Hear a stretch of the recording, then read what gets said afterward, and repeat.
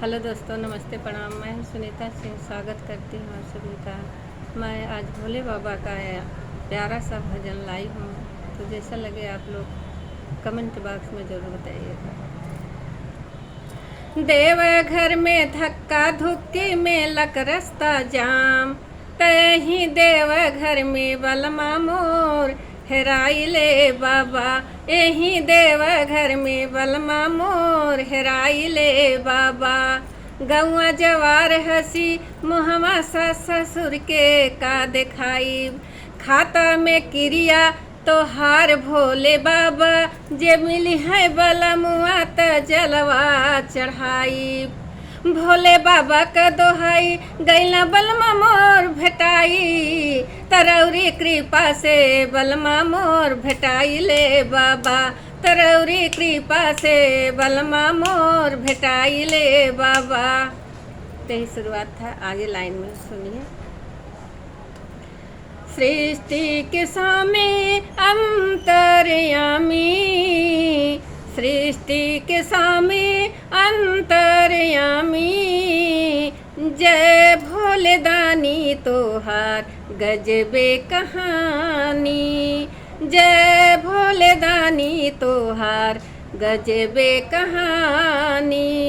श्रद्धा सुमन से सरनिया में बानी, श्रद्धा सुमन से सरनिया में बानी। आसरा पूरा द बाबा खड़ी हम बानी। सृष्टि के स्वामी अंतर्यामी, जय भोले दानी तोहार गजबे कहानी, जय भोले दानी तोहार गजबे कहानी। देवों के देव जग के पाल निहार हो, देवों के देव जग के पाल निहार हो। देव मुनि बंदन करे जाने संसार हो। हे जटाधारी हे त्रिपुरारी, हे जटाधारी हे त्रिपुरारी। अघड़ दानी तोहार गजबे कहानी, अघड़ दानी तोहार गजबे कहानी। सृष्टि के स्वामी अंतर्यामी, जय भोले दानी तोहार गजबे कहानी।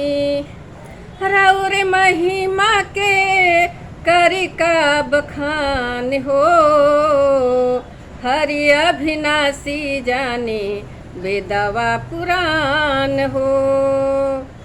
शिव अभिनाशी हुआ ना कि हम जानी, हे अघड़दानी तोहार गजबे कहानी।